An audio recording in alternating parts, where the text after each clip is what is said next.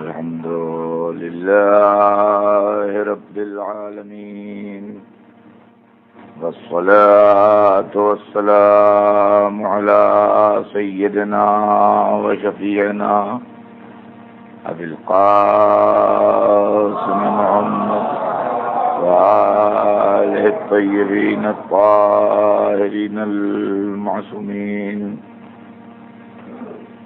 ولعنة الله على أعدائهم أجمعين من يومنا هذا إلى يوم الدين. أما بعد فقد قال الله سبحانه تبارك وتعالى في كتابه المبين وهو أصدق الصادقين اهدنا الصراط المستقيم.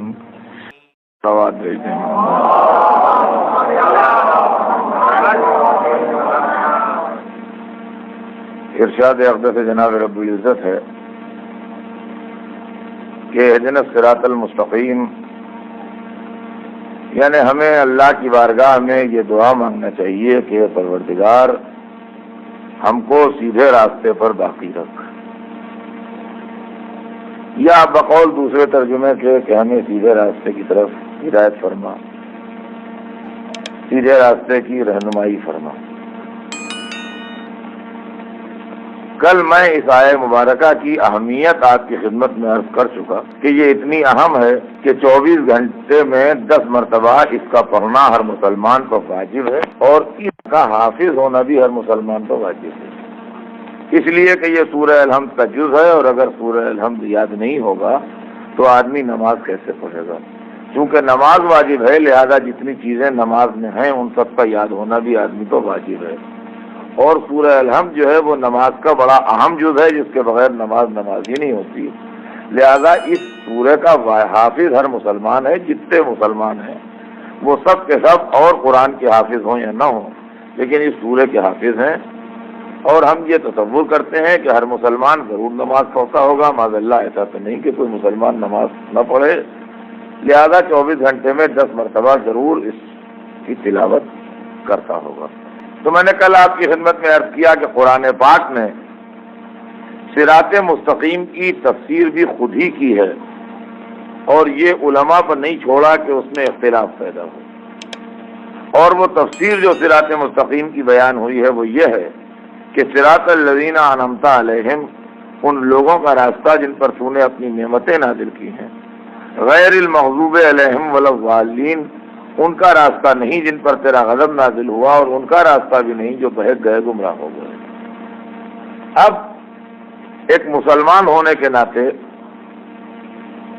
اللہ کے سامنے یہ دعا کرنے کے بعد کہ پالنے والے ہمیں سیدھے راستے و باقی رکھ، ہر مسلمان کا فرض ہے کہ وہ یہ دیکھے کہ سیدھا راستہ کیا ہے، اور اب سیدھا راستہ تلاش کرنا اس لیے بھی آسان ہو گیا کہ سیدھے راستے کو خدا نے بتا دیا کہ سیدھا راستہ کون سا راستہ ہے، قرآن ہی میں ہے، لہذا کسی جھگڑے بحث کا سوال ہی نہیں کہ سیدھا راستہ ان لوگوں کا راستہ ہے جن پر خدا کی نعمتیں نازل ہوئیں، اور ان کا راستہ نہیں ہے جن پر غضب نازل ہوا یا جو لوگ گمراہ ہو گئے۔ بس اب اس کے بعد خصوصیت کے ساتھ آج چند منٹ توجہ کریں تو یہ بات واضح ہوگی کہ سیدھا راستہ کن لوگوں کا راستہ ہے۔ میں نے کل آپ کی خدمت میں یہ بھی عرض کیا تھا کہ آنکھیں بھی نعمت ہیں، کان بھی نعمت ہے، ہاتھ پیر بھی نعمت ہے، لیکن یہ نعمتیں وہ ہیں جو مومن کو بھی ملی ہیں، کافر کو بھی ملی ہیں۔ اولاد بھی نعمت ہے، مومنوں کی اولادیں بھی ہیں، کافروں کے پاس بھی اولادیں ہیں۔ دولت بھی اللہ کی نعمت ہے، مومنوں کے پاس بھی دولت ہے، کافروں کے پاس بھی دولت ہے۔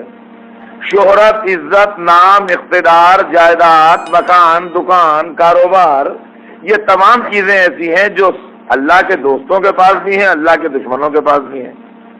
تو عقل کہتی ہے کہ یہ نعمتیں نہیں مراد ہوں گی، اس لیے کہ اگر 2 آنکھیں، زبان، سنتے ہوئے کان، بولتی ہوئی زبان، دیکھتی ہوئی آنکھیں، حرکت کرتے ہوئے ہاتھ، چلتے ہوئے پیر نعمت سے مراد ہوتے تو نمرود و فرعون کے پاس بھی تھے، حامان و شداد کے پاس بھی تھے. تو اس حساب سے تو نمرود و فرعون اور حامان و شداد کا راستہ بھی صراط مستقیم ہو جائے گا. لہذا یہ نعمتیں جو ہیں یہ اس میں شامل نہیں ہوں گی انعمت علیہم میں، بلکہ کچھ ایسی نعمتیں ڈھونڈنا پڑیں گی جو ان کے پاس ہوں اور دوسروں کے پاس نہ ہوں. ہے نا، سامنے کی بات ہے. تو اب کسی لمبی تمہید میں جانے کے بغیر ہم سیدھے سیدھے اپنا راستہ شارٹ کٹ اختیار کریں کہ وہ لوگ ہم ڈھونڈ لیں کہ جن پر طے شدہ ہے کہ اللہ کی نعمتیں نازل ہوئیں اور جن کے سلسلے میں کوئی کانٹروورسی یا اختلاف نہ ہو. تو اس میں پہلا نام سنیے، شاید کوئی مسلمان بھی اختلاف نہ کرے کہ حضور سرور کائنات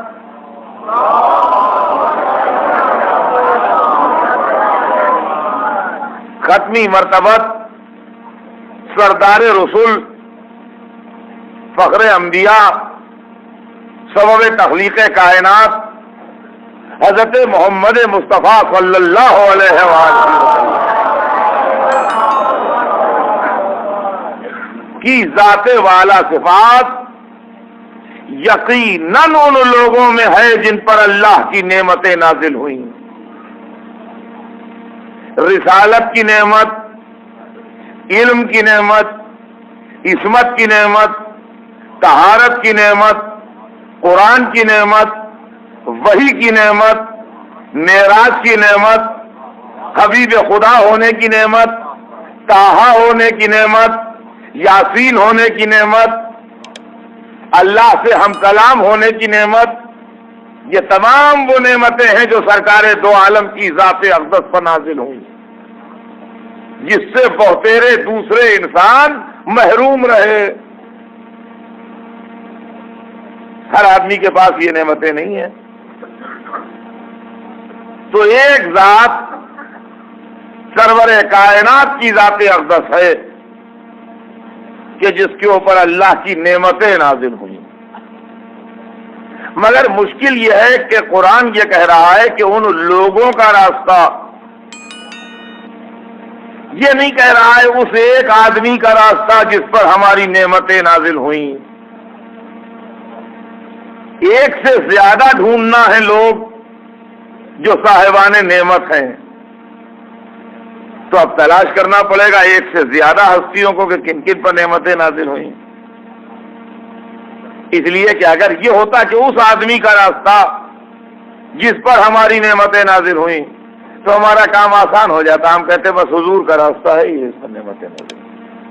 ان سے بڑھ کے کس پر نعمتیں نازل ہوں گی؟ ان سے بڑھ کے اللہ کا پیارا بندہ کون ہوگا؟ ان سے بڑھ کے عظیم انسان کون ہوگا؟ ان سے بڑھ کے اللہ کا کرم کس کی ذات کے اوپر ہوگا؟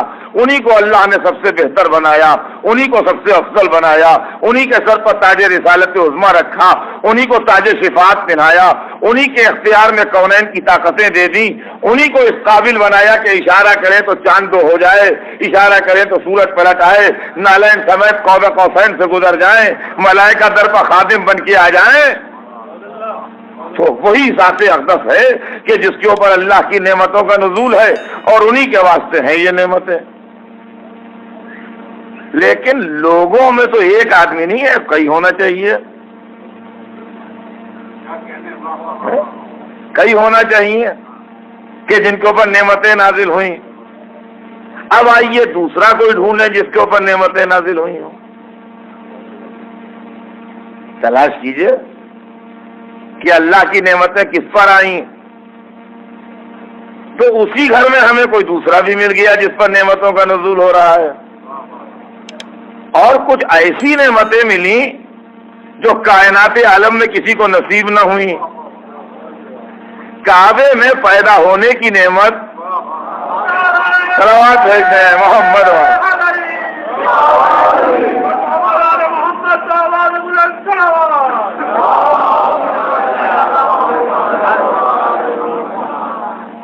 خانہ خدا میں ولادت اگر کوئی نعمت ہے اور کوئی عزت ہے اور کوئی شرف ہے تو وہ جس بندے کے حصے میں آیا ہو وہ ضرور صاحب نعمت ہوگا.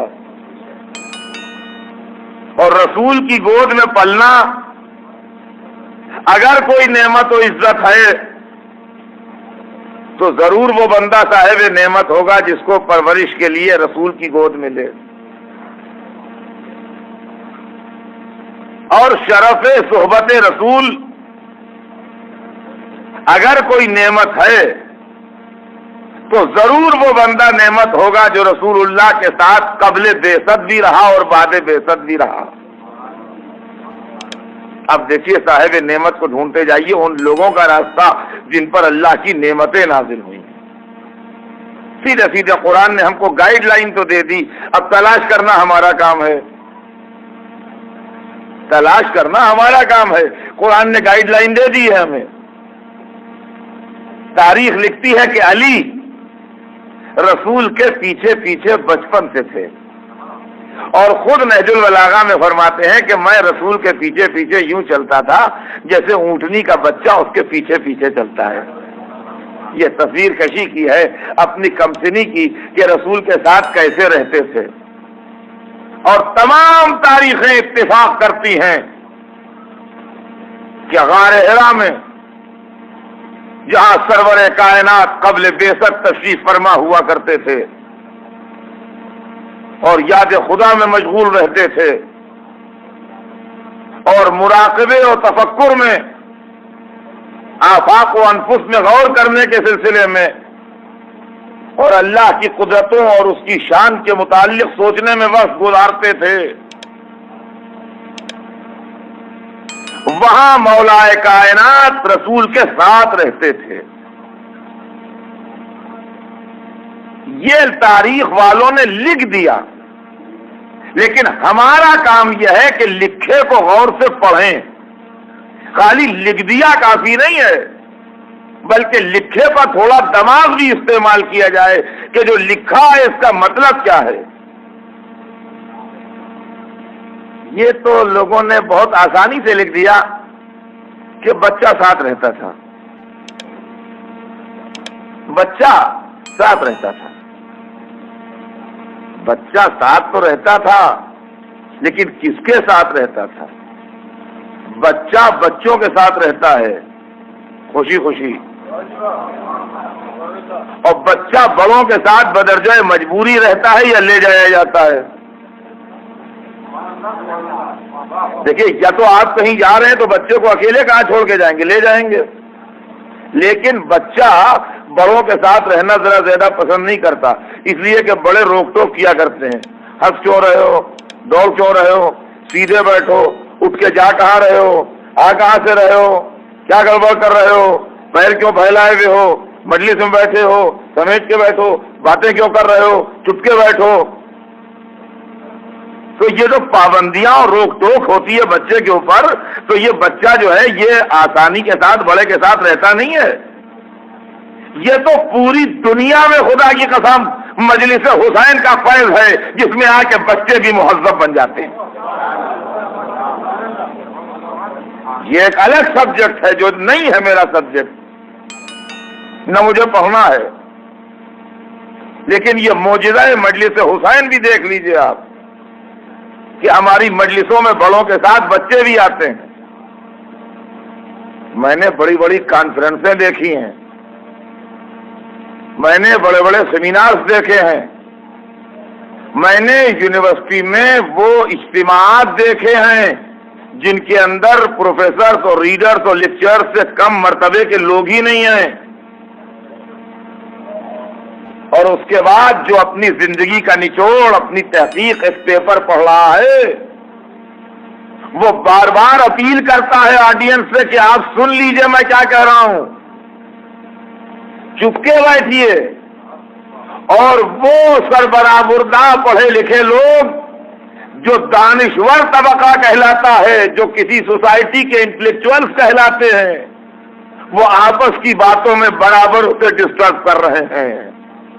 لیکن خدا کی قسم مجلس حسین کے ذاکر کو کبھی یہ شکوہ نہیں ہوا کہ ہم پڑھ رہے ہوں کوئی ہمیں ڈسٹرب کر رہا ہو.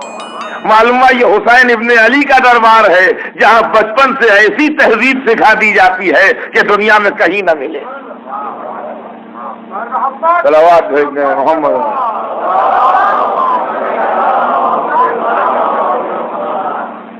خیر یہ کبھی اور کا سبجیکٹ ہے، اس وقت کا نہیں. لوگ کہتے ہیں بچہ تھا اور رسول کے ساتھ تھا. بچہ بڑے کے ساتھ رہنے سے گھبراتا ہے، نہیں رہتا. اور بڑا اگر کوئی دماغی کام کر رہا ہے، اگر کسی ذہنی کام میں ہے، اگر غور و فکر کی منزل سے گزر رہا ہے تو بچے سے گھبراتا ہے، اس کو اپنے ساتھ رکھنا نہیں چاہتا.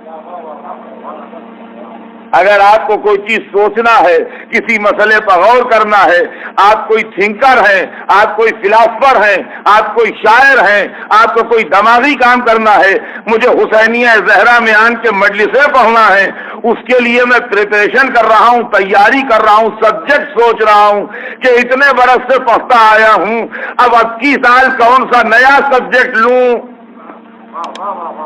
تو میرا ہی بچہ صحیح، مجھے بہت پیارا صحیح، لیکن اگر چھوٹا 5 برس کا بچہ آن کے بیٹھ جائے تو کہیں گے بیٹے جا کے کھیلو تم، اس وقت ہمارے پاس سے چلے جاؤ.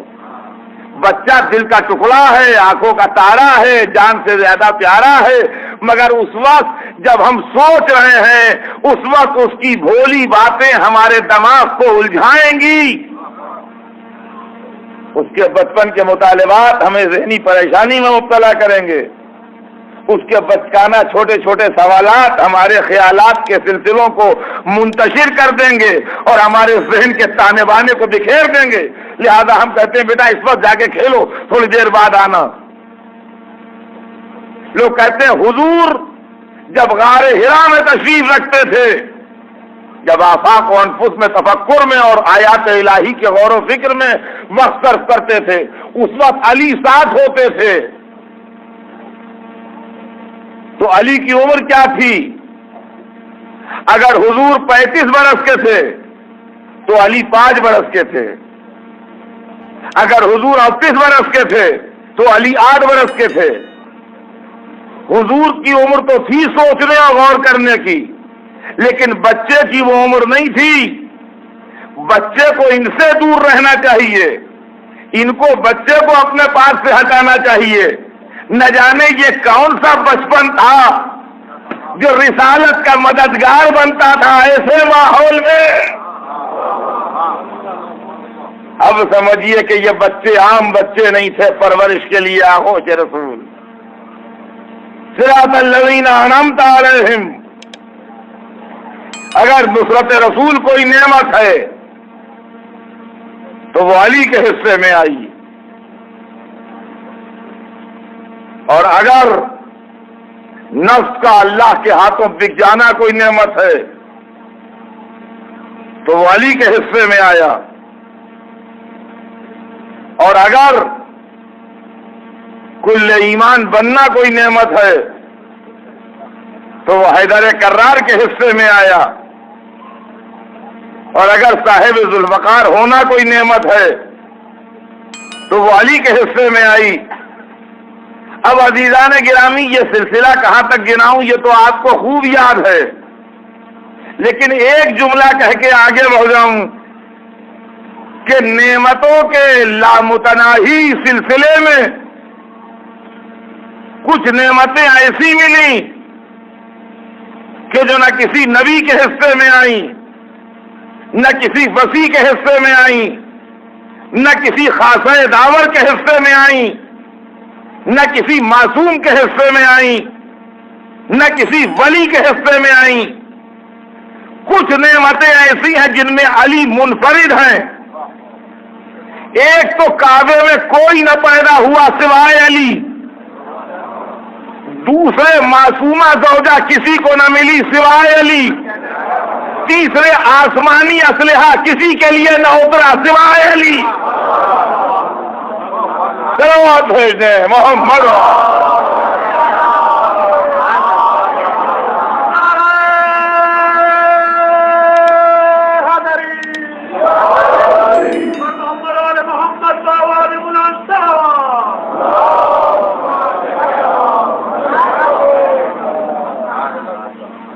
صراط الذین انعمت علیہم، ان کا راستہ جن پر تیری نعمتیں نازل ہو رہی ہیں، نعمتیں نازل ہوئی ہیں۔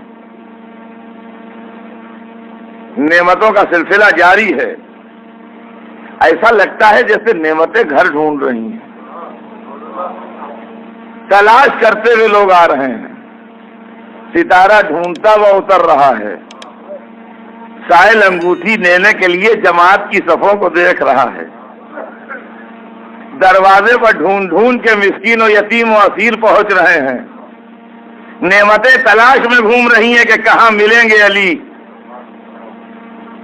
صراط الذین انعمت علیہم، یہ صاحب نعمت۔ کس کس چیز کو عرض کروں، خدا کی قسم، اس سے تو عالم اسلام میں کسی کو انکار نہ ہوگا،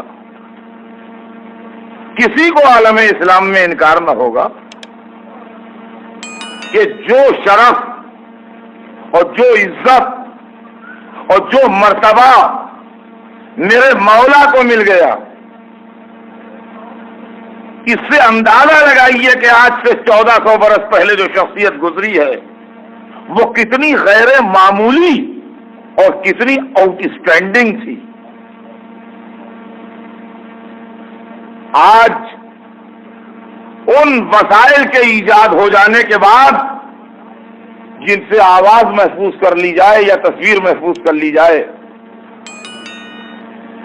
آج تو ہو سکتا ہے کہ 10 برس کے بعد یا 20 برس کے بعد یا ہمارے مرنے کے 50 برس کے بعد اگر یہ سوال پیدا ہو کہ بھئی اطہر صاحب نام کا ایک مقرر گزرا ہے، اس کی تقریر کہیں ہے محفوظ، تو ہو سکتا ہے کسی کیسٹ لائبریری میں ہمارا کوئی ایک آدھ کیسٹ مل جائے، لیکن جس وقت تک یہ چیزیں نہیں ایجاد ہوئی تھیں، یہ آڈیو ویڈیو نہیں ایجاد ہوئے تھے، جس وقت تک یہ ابھی کم سے کم جو لوگ اس مجمع میں میری اتنی عمر کے ہیں ان کے سامنے کی ایجاد ہے، جو میرے اتنی عمر کے لگ بھگ لوگ ہیں ان کے سامنے کی ایجادیں ہیں یہ۔ اور کیا 80 سے، یہ ارلی 80 سے ویڈیو کا سلسلہ چلا ہے، اس کے پہلے نہیں تھا۔ ارلی 50 سے آڈیو کا سلسلہ چلا ہے، اس کے پہلے نہیں تھا۔ 40s میں آپ یاد کیجئے کسی کے پاس ٹیپ ریکارڈر نام کی کوئی چیز نہیں تھی، فرمایا ہم نے۔ 40s کے پہلے کے جو ذاکر گزرے ہیں، ایک سے ایک بڑے، ایک سے ایک عالم، ایک سے ایک قابل، ایک سے ایک تعلیم یافتہ، اور یقیناً ان کا معیار علم میں منبر پر کہتا ہوں کہ ہم سے بہت بلند تھا، لیکن آج ان کی تقریروں کا کوئی ریکارڈ آپ کے پاس نہیں ہے،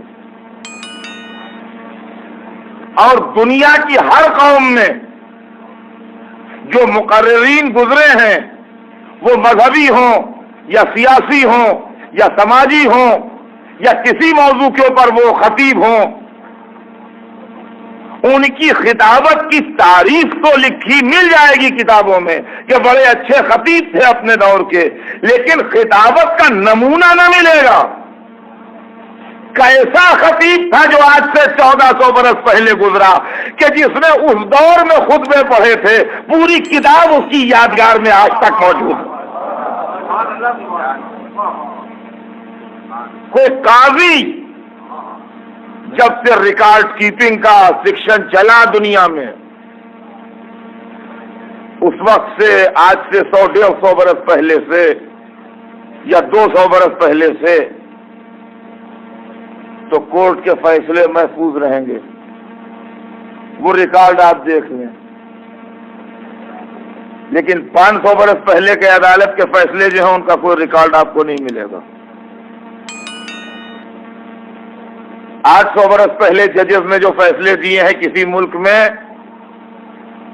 اس کا اگر آپ ریکارڈ ڈھونڈنا چاہیں ریکارڈ نہیں ملے گا۔ عدالتیں ہر زمانے میں تھیں، ججز ہر زمانے میں بیٹھتے تھے، فیصلے ہر زمانے میں ہوتے تھے، لیکن اگر آپ چاہیں کہ اکبر کے زمانے کے جو فیصلے ہیں ان کا ریکارڈ مل جائے، یا بابر کے زمانے کے جو فیصلے ہیں ان کا ریکارڈ مل جائے، یا تغلق پیریڈ کے جو فیصلے ہیں ان کا ریکارڈ مل جائے، تو آپ کو ریکارڈ نہیں ملیں گے۔ نہ جانے تاریخ میں کیسا جج گزرا ہے جس کا نام تھا علی، کہ اس کے فیصلوں کا پورا ریکارڈ تاریخ کے سینے میں آج بھی محفوظ ہے۔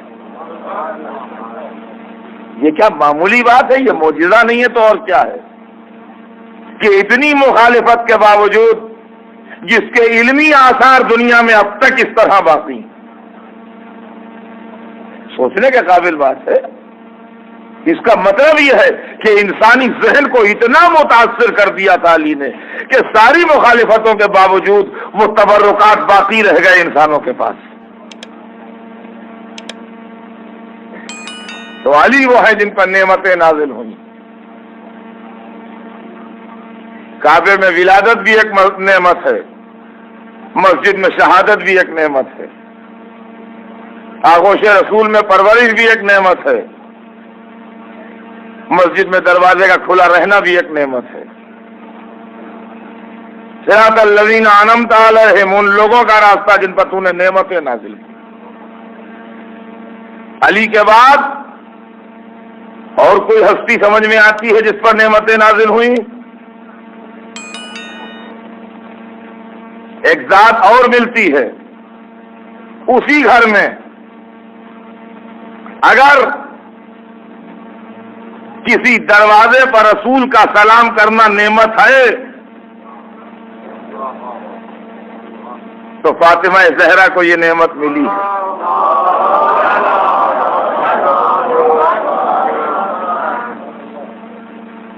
اگر باپ، شوہر اور بیٹوں کا معصوم ہونا نعمت ہے تو سید عالم کو یہ نعمت ملی ہے۔ اگر ذاتی طور سے عصمت کوئی نعمت ہے تو فاطمہ زہرا اس نعمت سے اس طرح مالا مال ہے کہ صاحب عصمت کبریٰ کہلائیں گی۔ اور خدا کی قسم، عورتوں کی تاریخ میں سیدہ کے علاوہ کوئی بیوی نہ ملی ہے نہ ملے گی جس کی ذات کو عصمت نے یوں گھیرا ہو جیسے فاطمہ زہرا کی ذات اقدس۔ عورت کی ذات سے 3 رشتے نکلتے ہیں جو اس کی زندگی کے اہم ترین رشتے ہوتے ہیں۔ جب وہ دنیا میں آتی ہے، جس گھر میں بھی آئے گی بیٹی بن کے آئے گی، جس گھر میں بھی آئے گی ایک عورت جس گھر میں بھی داخل ہوتی ہے بیٹی بن کے آتی ہے گھر میں۔ تھوڑے دنوں کے بعد اس کا سفر شروع ہوتا ہے اس گھر سے اور دوسرے گھر میں داخل ہوتی ہے۔ دوسرے گھر میں جب داخل ہوتی ہے تو زوجہ بن کے داخل ہوتی ہے، اور اس گھر میں اس کی زندگی نقطہ عروج یعنی کلائمیکس پہ جاتی ہے، اور جب کلائمیکس پہ جاتی ہے تو ماں بن جاتی ہے۔ اور ہمارے آپ میں یہ اس کا سفر ہے زندگی کا۔ آغاز بیٹی، اور اس کے بعد ترقی ہوئی زوجہ، کلائمیکس پہ آئی تو ماں۔ ہاں، یہ بات، بہت سی باتیں ایسی ہیں جو میرے سبجیکٹ میں نہیں صحیح، مگر میں کہتا تو چلتا ہی ہوں بیچ بیچ میں۔ ہر شخص کا فرض ہے کہ وہ اپنے ماں باپ کا احترام کرے اور اپنے ماں باپ کی دل آزاری نہ کرے۔ اگر زندہ ہیں تو ان کو خوش رکھے، اور اگر زندہ نہیں ہے تو ان کے لیے ایصال ثواب کرے۔ اور ایسا نہیں ہے کہ وہ دنیا سے چلے گئے تو دروازے بند ہو گئے اب ہمارے لیے کہ ہم کیا کر سکتے ہیں۔ نہیں، ہم کر سکتے ہیں، ان کے واسطے خیر کر سکتے ہیں، نیکی کر سکتے ہیں۔ خالی فرق ہے آپ جب اپنے وطن میں تھے ہندوستان میں یا پاکستان میں تو مثلاً بڑے اہل و نیک بیٹے تھے جو کمایا لا کے ماں کے پاس رکھ دیا. جس ملک میں تھے وہاں کی کرنسی کمائی، پاکستان میں تھے تو پاکستانی کرنسی، ہندوستان میں تھے تو ہندوستانی کرنسی کما کے لا کے ماں کے خدمت میں رکھ دی کہ اماں یہ حاضر ہے. اب دبئی چلے آئے، سب کہ اب ہم کیا کریں، ہم تو بہت چاہتے ہیں خدمت کریں اماں کی، مگر یہ روپیہ تو وہاں چلتا نہیں، درہم تو پاکستان یا ہندوستان میں چلتے نہیں ہیں. تو یہ نہ سوچیے کہ درہم نہیں چلتے ہیں، درہم تو نہیں چلتے ہیں، لیکن بینک ڈرافٹ بنا کے آپ بھیج سکتے ہیں، وہ وہاں جا کے مل جائے گا اسے. ویسے اگر وہ چلے گئے کہیں تو اب یہ نہ سوچیے کہ اب ہم کیا کریں، ان کی خدمت تو بہت کرتے نہیں، اسلامی بینک سے ڈرافٹ بنا کے بھیجیے، مل جائے گا انہیں. صلوات بھیج دیں محمد.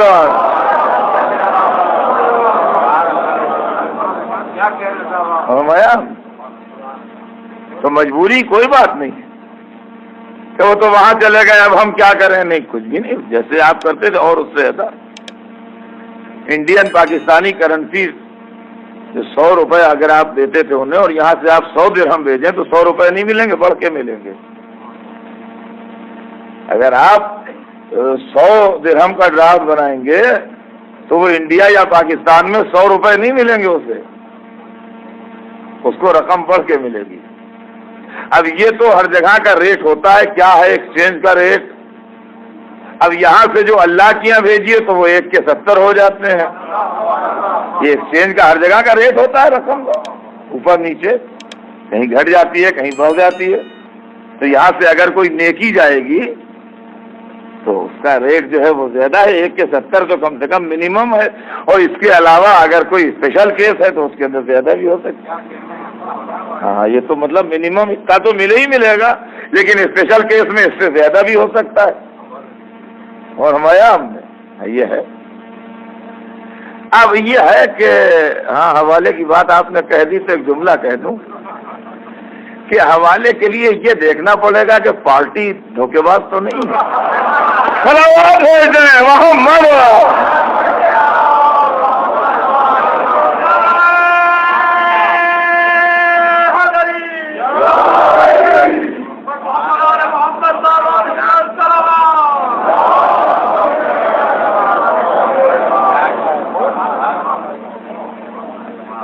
یہ ہے یہ لوگ ایصال ثواب کی مجلسیں کرتے ہیں، یہ حوالے ہی تو ہے، مگر یہ ایسوں کے حوالے سے جاتا ہے جنہوں نے سیکورٹی میں جنت جمع کر دی. محمد.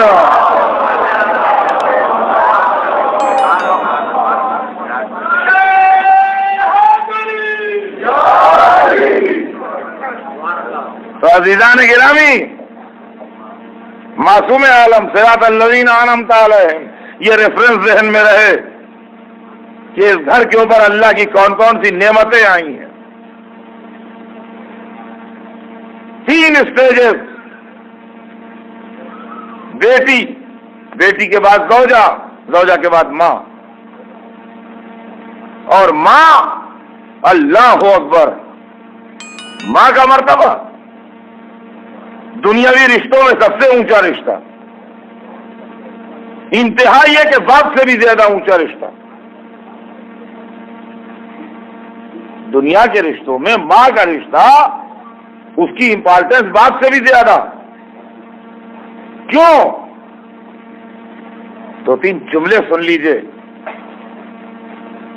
کہ عورت جب ماں بنتی ہے، اچھا ایک بات عرض کر دوں، یہ ضروری نہیں کہ ہر عورت ماں ہو.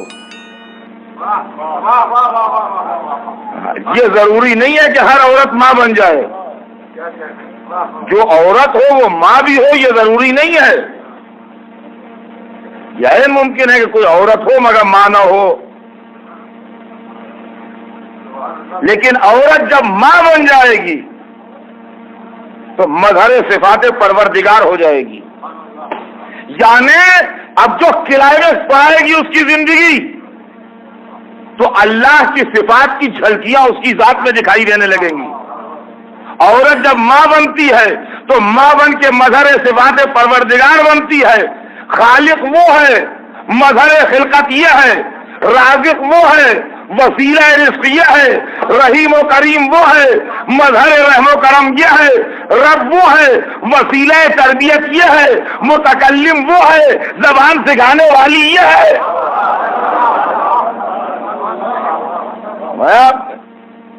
ماں بن کے پروردگار کی عظمت کی جھلکیاں اس کی ذات میں نظر آنے لگتی. اور اب بات میں بات آ گئی تو کہتا چلوں کہ سب سے آخر میں ناراض ہونے والی اور سب سے پہلے راضی ہو جانے والی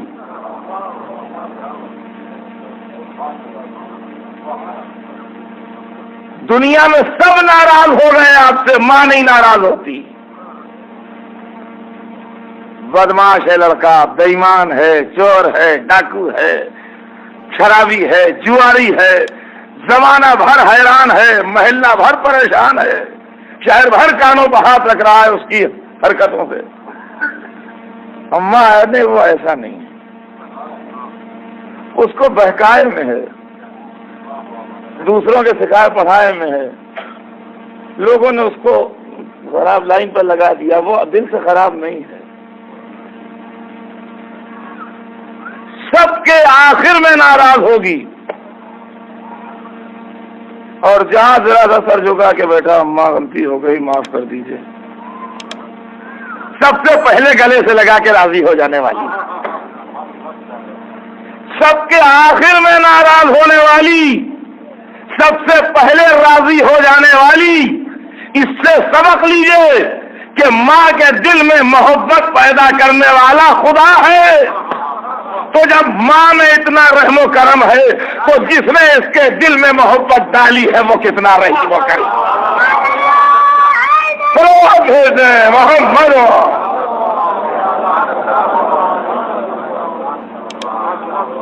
جس نے ماں کے دل میں یہ رحم و کرم ڈالا ہے. ماں بھی مخلوق ہے کسی کی، اس کے دل کو جوہر محبت عطا کرنے والا اللہ ہے.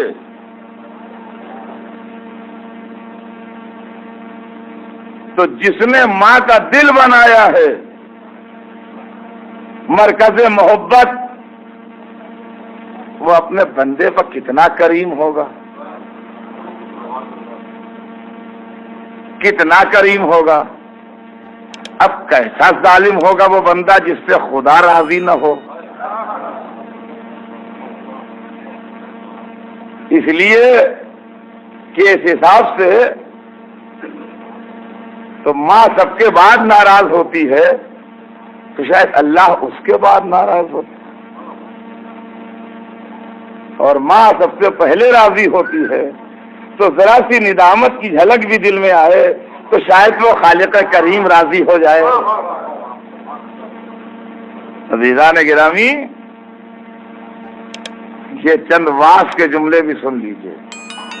یہ میرا انداز واز ہے، میں رحمت خدا سے مایوس کر کے واز کرنے کا قائل نہیں ہوں، نہ اس طریقہ تبلیغ سے اتفاق رکھتا ہوں کہ جہنم میں جھونک کے صحیح کرو.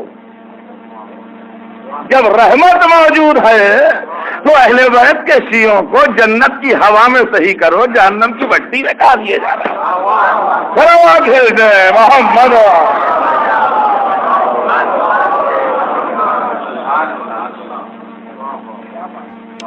رحیم و کریم پروردگار نے ماں کے دل میں جذبہ رحم و کرم ڈالا،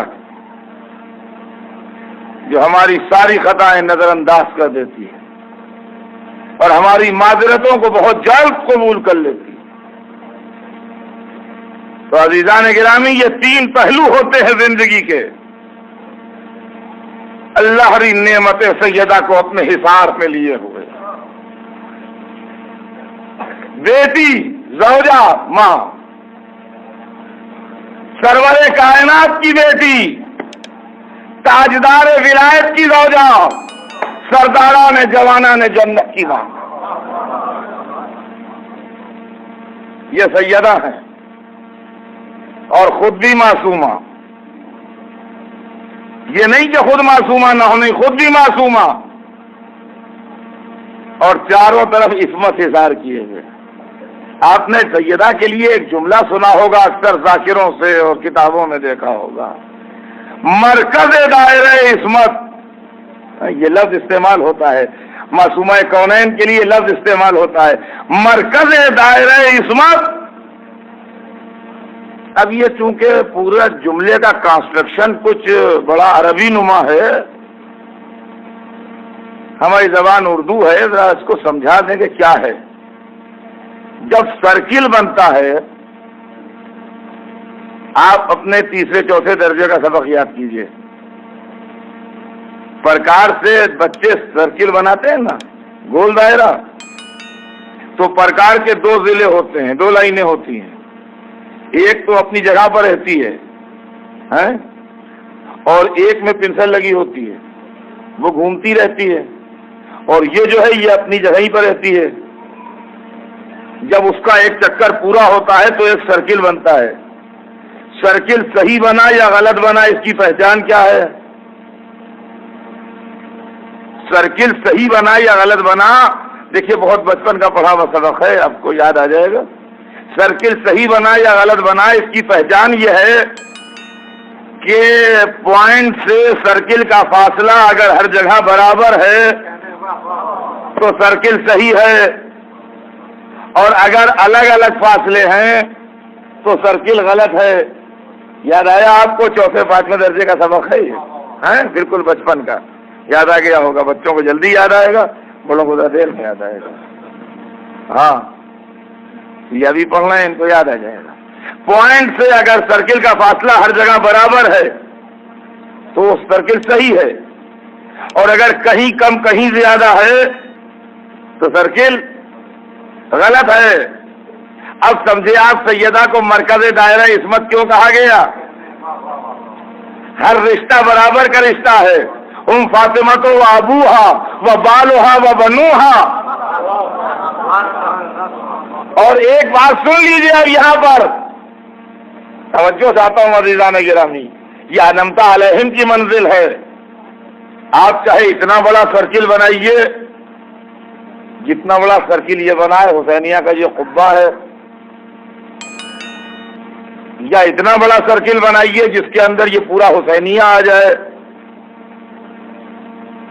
یا اتنا بڑا سرکل بنائیے جس کے اندر یہ پورا دبئی شہر آ جائے، یا اتنا بڑا سرکل بنائیے جس میں پورا یو اے ای آ جائے، یا اتنا بڑا سرکل بنائیے جس کے اندر پورا عرب کا پینسولا آ جائے، جزیرہ نما آ جائے، یا اتنا بڑا ہو کہ اس میں پورا ایشیا آ جائے، یا اتنا بڑا ہو جس میں پوری دنیا آ جائے. اس سے بحث نہیں، یہ آپ پر ہے کہ آپ کتنا بڑا سرکل بناتے ہیں. سرکل کتنا ہی بڑا کیوں نہ بنے، نہیں تو متوجہ رہیے گا، سرکل کتنا ہی بڑا کیوں نہ بنے، پوائنٹ ایک ہی رہے گا، دو نہیں ہوں گے. ایک سرکل میں ایک پوائنٹ ہوگا، ایک سرکل کے لیے دو پوائنٹ نہیں ہوں گے، چاہے ساری یونیورس کو گھیرے، مگر اگر ایک سرکل ہوگا تو پوائنٹ ایک ہوگا. اب سنیے، 14 معصوموں میں بیوی ایک ہی ہے، پوائنٹ ایک ہی رہتا ہے، دو نہیں رہتے. چلو محمد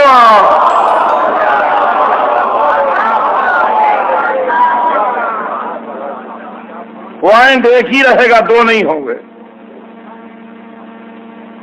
نعمتیں نازل ہوئیں، ملائکہ خدمتگاری کے لیے آئیں گے، رسول سلام کو آئیں گے، جنت کے کھانے آئیں گے، زبان سے جو نکلے گا وہ ہوگا. اگر بچوں سے کہہ دیں گی کہ لباسکما عند الخیاط، تمہارے کپڑے درزی کے یہاں ہیں،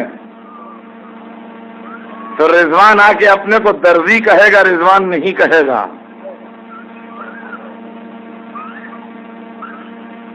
رضوان آ کے درزی کہے گا، رضوان نہیں کہے گا. انا الخیاط یا تو بالثياب، میں درزی ہوں، کپڑے لایا ہوں.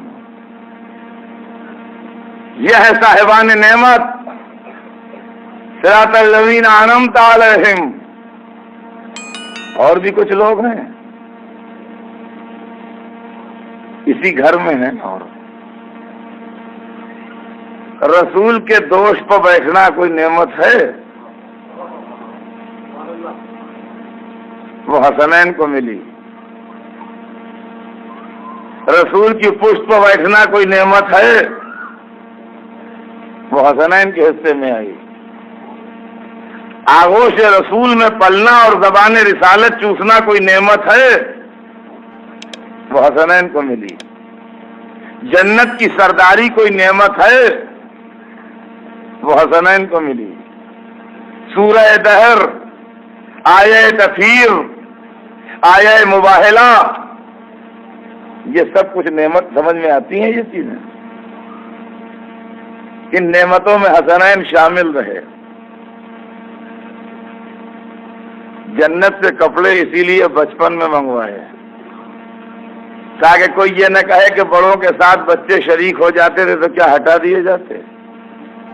کہا نہیں، ہم اسی لیے بچپن میں کپڑوں کی ضد کر کے منگوا لیں گے تاکہ دنیا دیکھ لے کہ بچوں کے آئے کپڑے، ہمارے لیے اسپیشل آئے۔ یہ کپڑے نانا کے ٹھیک نہیں ہوں گے، بابا کے ٹھیک نہیں ہوں گے۔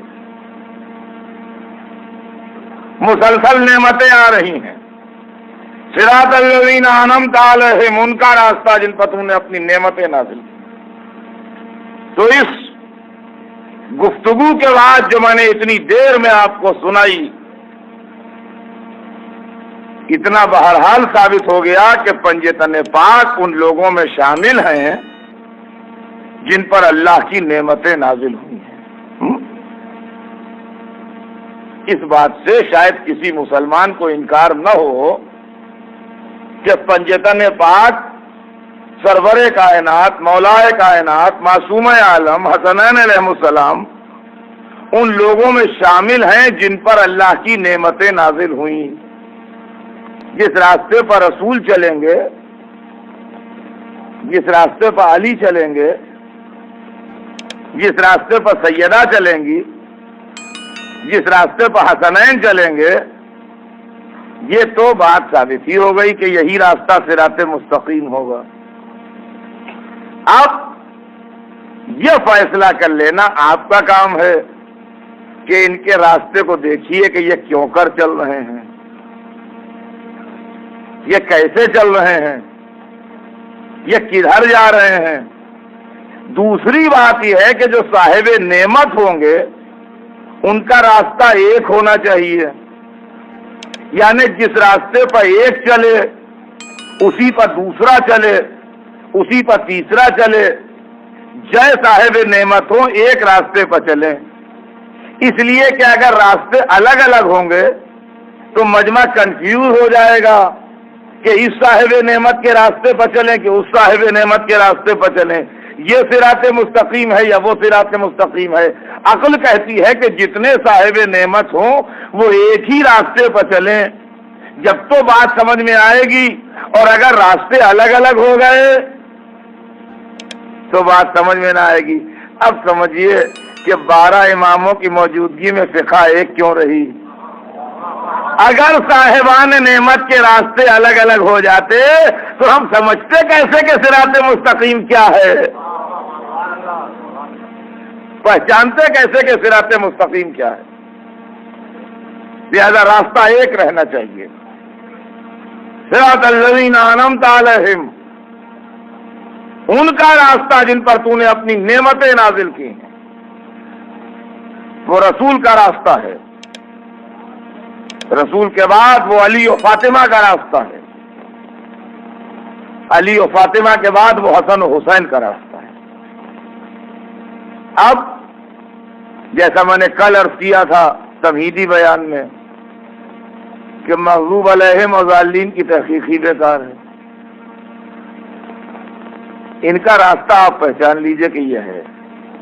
اب جو کٹ کے جائے سمجھ لیجئے یا مغضوب علیہم ہے یا ضالین ہے۔ کہ نہ پریشانی کی کون سی بات؟ اور عزیزان گرامی، امت مرحومہ میں مغضوب علیہم کی تلاش بہت مشکل ہے. توجہ چاہتا ہوں بس آپ کے بیان کی آخری بات، اور انشاءاللہ یہ مضمون تو ابھی ڈیولپ ہوگا، ابھی تو میں اس کی تمہید پڑھ رہا ہوں، ابھی تو کچھ ابتدائی بنیادی باتیں عرض کر رہا ہوں، ورنہ صراط مستقیم کا سبجیکٹ بڑا امپورٹنٹ سبجیکٹ ہے. یہ تو رسول سے چلے گا اور یہاں تک آئے گا، آج کی تاریخ تک لاؤں گا اسے، اور یہاں تک قیامت تک جائے گا یہ، جبھی تو پورا راستہ بنے گا نا، ورنہ وہاں سے بیچ ہی میں چھوڑ دیں گے تو آدھا راستہ کس کام کا. لیکن ابھی تو اس کی ایک تمہید ڈیولپ ہو رہی ہے کہ جو بنیادی باتیں ہیں وہ سب سامنے آ جائیں. توجہ چاہتا ہوں عزیزان گرامی، پنجتن کا راستہ صراط مستقیم بنص قرآنی، بنص حدیث رسول، بنص آیہ تطہیر، بنص آیہ مباہلہ، بنص سورہ دہر، پنجتن کا راستہ صراط مستقیم. لیکن اب میں نے تو ایک مختصر جملہ کہہ دیا کہ کسی کی دل آزاری نہ ہو، اور میرا مقصد بھی تقریر سے یہ نہیں ہے، مجھے تو اپنی بات سنانا ہے، کسی کا دل دکھانا تو ہے نہیں. کہ اب جو ان سے کٹ کے جائے وہ یا مغضوب علیہم ہوگا یا ضالین ہوگا. تو ضالین مانے گمراہ لوگ. خیر چلیے، گمراہی کی تو کوئی بات ہی نہیں ہے، ہر امت میں گمراہ ہوتے ہیں، لیکن رسول کی امت امت مرحومہ ہے. اکثر لڑکے کنفیوز ہوتے ہیں، پھر کہ صاحب یہ امت مرحومہ کیا مطلب؟ یہاں مرحوم کے معنی ہوتے ہیں جو مر گیا ہو، اس کے فلاں مرحوم. اردو زبان میں لفظ مرحوم جو ہے وہ زندہ کے لیے نہیں استعمال کیا جاتا، جب آدمی مر جاتا ہے تو اس کے ساتھ لفظ مرحوم لکھتے ہیں. ویسے عربی زبان میں مرحوم اس کو کہتے ہیں جس پر رحم کیا گیا ہو، جس پر اللہ کا رحم ہو وہ مرحوم ہے. مرحوم کے معنی مرے ہوئے کے نہیں ہیں، عربی زبان میں مرحوم کے معنی مردہ کے نہیں ہیں، جس پر خدا نے رحم کیا ہو وہ مرحوم ہے. تو چونکہ رسول کی امت پر اللہ نے یہ رحم کیا کہ ان پر عذاب نہیں آئے گا، جیسے امت نوح پر عذاب آیا اور حضرت ابراہیم کے مخالفین پر عذاب آیا اور فرعون پر عذاب آیا اور عاد و ثمود پر عذاب آیا اور قوم لوط پر عذاب آیا اور دیگر اقوام پر عذاب آیا، ویسے آخرت میں تو جو کچھ ہوگا وہ ہوگا اس امت کے لیے. جو گمراہ ہوں گے وہ جہنم میں جائیں گے، جو اچھے ہوں گے وہ جنت میں جائیں گے، لیکن دنیا میں ویسا عذاب نہیں آئے گا.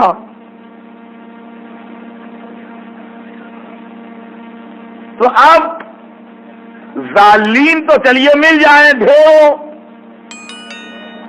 مغضوب علیہم کہاں سے ملے جن پر غضب اترا؟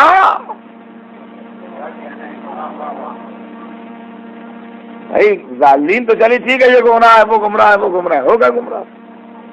ہمیں اس کی تلاش ہے جس پر غضب اترا ہے. ایک مثال بھی مل جائے تو بات بن جائے گی. جیسے کیس میں اگر ایک ایویڈنس بھی مل جائے کہیں دوسری کورٹ کی یا وہ کے ساتھ یہ ہے، ہاں ریفرنس بن جائے گا. تو اب یہ ہے امت مرحومہ. حضور کی رحمت کے سائے اتنے گہرے ہیں کہ آخرت میں جو ہوگا وہ ہوگا، دنیا میں بچے رہو گے. یہ ہے برکت محمد رسول اللہ کے آنے کی، کہنے کی نہیں، آنے کی اس دنیا میں، کہ عذاب کے سائے ہٹا لیے گئے دنیا سے. تب مغضوب علیہم ڈھونڈے کہاں سے؟ خدا کی قسم سنیے اور قرآن سے سنیے. سائل سائل بعذاب واقع، اب سنیے قرآن خود لفظ عذاب استعمال کر رہا ہے، میں نہیں کہہ رہا ہوں۔ سأل سائل بعذاب واقع، سأل سائل بعذاب واقع، سورہ مارج۔ جب حضور علی کو مولا بنا کے غدیر سے پلٹے اور مسلمانوں پر اتمام نعمت ہو چکا، پڑھوں گا آگے کسی دن، اتممت علیکم نعمتی، تمہارے اوپر میں نے نعمتیں تمام کر دی۔ جب اس امت پر اتمام نعمت ہو چکا اور حضور علی کو مولا بنا کے پلٹے تو ایک شخص مسجد میں چھلایا ہوا گھسا، ایک شخص مسجد میں جھلایا ہوا گھسا اور گستاخ قدموں سے چلتا ہوا رسول تک آ گیا اور آن کے بیٹھ گیا۔ کہا آپ نے خدا کو کہا ہم نے مانا، آپ نے رسول کو کہا ہم نے مانا، آپ نے قرآن کو کہا ہم نے تسلیم کیا، آپ نے نماز کو کہا ہم نے پڑھی، آپ نے روزے کو کہا ہم نے رکھا، آپ نے زکوٰۃ کو کہا ہم نے ادا کی۔ آپ کو ان سب باتوں پر تسلی نہیں ہوئی؟ اتنی باتیں منوا کے آپ کو ابھی تسکین نہیں ہوئی؟ اور اس کے بعد کہتا ہے فضلت علینا علیا، آپ نے ہمارے اوپر علی کو فضیلت دے دی۔ جب مولا بنا دیا تھا نا تو کہتا ہے فضلت علینا علیا، ہمارے اوپر علی کو فضیلت دے دی۔ یہ آدمی لکھنؤ سے نہیں آیا تھا، نہ بمبئی سے آیا تھا، نہ کلکتے سے آیا تھا، نہ کراچی کا تھا، نہ اسلام آباد کا تھا، نہ لاہور سے آیا تھا، عرب تھا۔ مکے کا ہو یا مدینے کا ہو یا ان بٹوین کہیں کا ہو، یعنی اس کی زبان اردو یا گجراتی یا پنجابی یا پشتو نہیں تھی، عربی تھی۔ اردو کا مزاج ہم جانیں گے، عرب کیا جانیں گے؟ اردو کا مزاج ہم جانیں گے، عرب کیا جانیں؟ کس لفظ کے کون سے معنی ہیں، کس کا کیا استعمال ہے، یہ ہم بتائیں گے یا عرب بتائیں گے؟ یا کوئی عربی دا اردو پڑھ لے، عرب کوئی اردو سیکھ لے، لیکن زبان کی باریکیاں، زبان کی نزاکتیں جتنی ہمیں معلوم ہے اردو زبان کی، اتنی عرب کو کیا معلوم ہوں گی؟ 10 برس پڑھے یا 20 برس پڑھے یا 50 برس پڑھے۔ ہم نے ان گودیوں میں آنکھ کھولی ہے جہاں اردو زبان بولی جاتی تھی، اور ایسے ہی عربی کی زبان کی نزاکتیں عرب جانتے ہیں، ان کی زبان ہم کتنی ہی پڑھ لیں ہمیں نہیں معلوم ہوگی۔ مولا کے معنوں پر یہاں بحثیں ہوتی ہیں۔ یہ دیکھو کہ عرب کیا کہہ رہا ہے، عرب کیا کہہ رہا ہے، جس کی زبان ہے وہ کن معنوں میں سمجھ رہا ہے؟ فضلت علینا علیا۔ اچھا اگر وہ بے وقوف عرب تھا، غلط سمجھا تھا، تو جو مسجد میں عرب بیٹھے ہوئے تھے وہ کہتے تھے ارے کیا سمجھ رہے ہو، یہ معنی نہیں یہ معنی ہے، صلوات بھیجتے ہیں محمد۔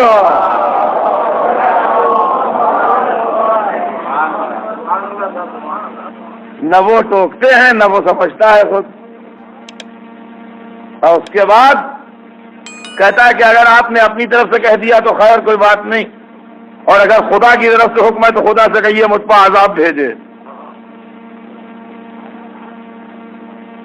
اگر آپ نے علی کو اپنی طرف سے بنا دیا تو کوئی بات نہیں، یہ جملے بڑے قیمتی ہیں، یعنی اگر رسول بھی بنا دیں تو بنتا نہیں، اگر خدا نے بھیجا تو کہیے عذاب بھیجے۔ اب پہچانیے ایسے ایسے پڑے تھے دور رسول میں جن کو عذاب پسند تھا، علی نہیں پسند تھا۔ میرے معلومات محدود ہیں، مجھے نہیں معلوم رسول نے بد دعا کی یا نہیں کی،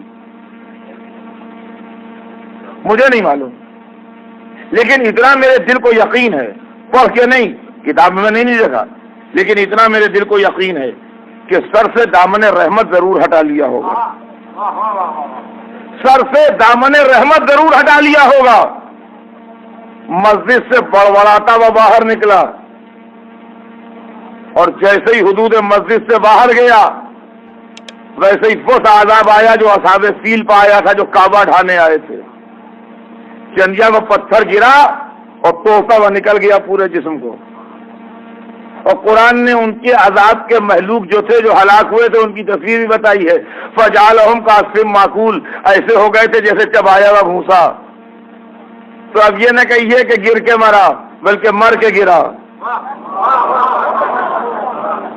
ہاں، گر کے مرا نہیں، مر کے گرا، اور ڈھیر پڑا ہے سامنے چبایا ہوا بھوسا۔ غیر المغضوب علیہم۔ اب قرآن جب پڑھیے گا تو سمجھ کے پڑھیے گا، غیر المغضوب علیہم ان کا راستہ نہیں جن پر غضب اترا، ان کا راستہ نہیں جن پر غضب اترا۔ پالنے والے تیرے غضب کے خزانے میں سینکڑوں غضب تھے، وہی کیوں بھیجا جو کعبے کے دشمن کے لیے؟ کہا جو دشمن کعبہ کے لیے وہی دشمن مولود کعبہ کے لیے۔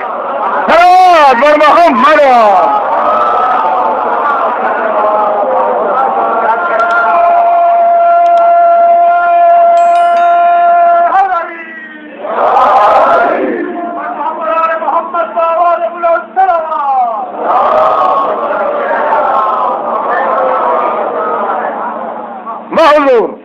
اب انشاءاللہ کل اس کے آگے، آج وقت تمام ہو گیا، جو بات مجھے آگے بڑھانا ہے وہ کل آگے بڑھے گی کہ نعمت کیا ہے، مغضوب علیہم کون ہے، ظالم کیا ہے۔ آج تو صرف اتنا کہ اہل بیت کے در پر نعمتیں آتی رہیں۔ عزیزان گرامی، نعمت کو پہچاننا بھی ہر ایک کے بس کی بات نہیں ہے۔ یہ وہ ہیں، کہاں ہے دنیا جو 4 دن کی زندگی کو نعمت سمجھتی، وہ زندگی جو موت کی مہمان ہو، وہ زندگی جس کا انجام قبر ہو، وہ زندگی جس کا انجام موت ہو، وہ زندگی جس کا انجام فنا ہو۔ ہم اس زندگی کو اتنی بڑی نعمت مانتے ہیں کہ اس کے واسطے دین، ایمان، عقیدہ، خدا، رسول سب کو چھوڑنے کو تیار ہیں۔ آل محمد وہ تھے جو شہادت کو نعمت سمجھتے تھے، زندگی کو راہ خدا میں قربان کر دینے کو نعمت سمجھتے تھے۔ ان کی نگاہوں میں شہادت اتنی بڑی عزت تھی کہ وہ اس کی تمنا میں رہتے تھے، اور جب شہادت کو گلے سے لگاتے تھے تو شکر خدا کرتے تھے۔ دنیا کی تھنکنگ اور ہے، آل محمد کا معیار فکر اور ہے۔ دنیا زندہ رہنے کو عزت سمجھتی ہے، یہ زندگی کوئی زندگی ہے جس میں سر پر موت کی تلوار لٹکتی رہے، بچپن جوانی میں بدل کے سرکش ہو جائے اور جوانی بڑھاپے میں تبدیل ہو کے کمزور ہو جائے اور بڑھاپا عبرتناک شکل میں بدل جائے اور پھر وہ عبرتناک شکل قبر کے گڑھے میں چلی جائے۔ یہ عزت ہے یا سر پر تاج سرخ پہن کے اللہ کی سرکار میں جانا عزت؟ آل محمد زندگیوں کو موت کے لیے محفوظ رکھتے تھے تاکہ یہ زندگیاں راہ خدا میں قربان ہو جائیں۔ عزیزوں، ہمارے یہاں رواج ہے، اولاد کی تمنا کرتے ہیں، اس لیے تمنا کرتے ہیں کہ ہمارے بچے زندہ رہیں، سلامت رہیں، پھلیں پھولیں، ہمارا نام چلے، ہم ان کی بہار دیکھیں اور ہمارے بعد خوب آباد رہیں۔ وہ آل محمد کی یہاں بچوں کی تمنا ہوتی تھی مگر زندہ رہنے کے لیے نہیں، راہ خدا میں شہید ہونے کے لیے۔ ہم اپنے بچوں کے بازوؤں پر تعویذ باندھتے ہیں، ہم بھی باندھتے ہیں، حفاظت کے لیے، زندگی کے لیے، ہر بلا ہر آفت سے محفوظ رہنے کے لیے تعویذ بازوؤں پر وہ بھی باندھتے تھے، زندہ رہنے کے لیے نہیں، اذن شہادت ملنے کے لیے، خون میں نہانے کے لیے، جان سے جانے کے لیے۔ علی بھی آرزو کر رہے ہیں ایک بیٹا پیدا ہو، مگر وہ آرزو اس لیے نہیں ہے کہ وہ بیٹا زندہ رہے، سلامت رہے، ایک سے 1000 ہو، پورا گاؤں آباد ہو، پورا شہر آباد ہونا، وہ اس لیے کہ عاشور کے دن علی کی نمائندگی کرے اور خون کے دریا میں نہا جائے۔ حسن جب کلیجہ زہر سے ٹکڑے ہو رہا ہے تو ایک کاغذ پر کچھ لکھ رہے ہیں اور اس کو تعویذ بنا کے بچے کے بازو پر باندھ رہے ہیں۔ بچہ بلو چھوٹا سا ہے مگر حسن کا بیٹا ہے، علی کا پوتا ہے، کوئی معمولی گھر کا بچہ نہیں ہے، 3 برس کا صحیح مگر یہ شہزادہ سبط اکبر کا شہزادہ ہے۔ بچے کے بازو پر تعویذ باندھا، آخری بار پیار سے ہاتھ پھیرا، کہا میرے لال جب کسی ایسی مصیبت میں گرفتار ہونا جس سے کوئی نکلنے کی صورت نہ ہو اور سخت پریشانیوں میں گرنا تو اس کو کھول کے پڑھ لے۔ معصوم باپ کے ہاتھ کا بندھا ہوا تعویذ، معصوم باپ کے ہاتھ کا بندھا ہوا تعویذ، امام باپ کے ہاتھ کا بندھا ہوا تعویذ، بھلا بازو سے زندگی بھر کیسے جدا ہوتا؟ لیکن جس دن سے حسن دنیا سے اٹھے اس دن سے حسین نے اتنے پیار سے بھتیجے کو پالا کہ بھتیجے کو کبھی زندگی کی گرمی کا احساس ہی نہ ہونے دیا۔ باپ تو یہ کہہ کے گئے تھے جب کسی مصیبت میں گرفتار ہونا، جب کوئی راستہ سمجھ میں نہ آئے تو تعویذ نکال کے پڑھنا۔ چچا اس طرح بچے کو پال رہا تھا کہ مصیبت کا کوئی تصور ہی نہ تھا، پریشانی کا کوئی مسئلہ ہی نہ تھا، جو بھتیجے کے لیے یہ نوبت آتی کہ تعویذ نکال کے پڑھے کہ کیا ہے۔ عزیزوں بس میں نے مجلس کو یہیں پر تمام کر دیا اس لیے کہ وقت تمام ہے۔ آپ کو میں ایک جملہ کہوں، میں نے آپ کی بمبئی میں پڑھا اور دل چاہتا ہے کہ وہ آپ کے سامنے بھی پڑھ دوں۔ امام حسن علیہ السلام کی شہادت کو پڑھ رہا تھا تو میں نے کہا کہ میرا دل چاہتا ہے کہ میں قاسم کی تعزیت ان کے پردادا حضرت ابو طالب کو دوں، اور میں آپ کے سامنے بھی وہ جملے دہرا دوں۔ میں نے کہا میرا دل چاہتا ہے کہ میں قاسم کی تعزیت ان کے پردادا جناب ابو طالب کو دوں اور یہ کہوں کہ ابو طالب اس شہزادے کی تعزیت قبول کیجئے، آپ نے جس بھتیجے کو پیار سے پالا تھا وہ آپ کے سامنے پروان چڑھا، آپ کے سامنے پروان چڑھا، مگر حسین جس بھتیجے کو پال رہے تھے وہ حسین کے سامنے پروان نہ چڑھا بلکہ حسین سے رن کی رضا لے کے مقتل کو سدھارا۔ اور اب جو حسین پہنچے تو لاشا ٹکڑے ٹکڑے پڑا تھا، بھتیجے کے منہ پر منہ رکھ دیا، کہا میرے لال قاسم تیرا چچا آ گیا مگر تیری کوئی مدد نہ کر سکا۔ ابو طالب نے جس کو پالا وہ تو پروان چڑھا، حسین نے جس کو پالا دین محمد پر قربان ہو گیا، اپنا خون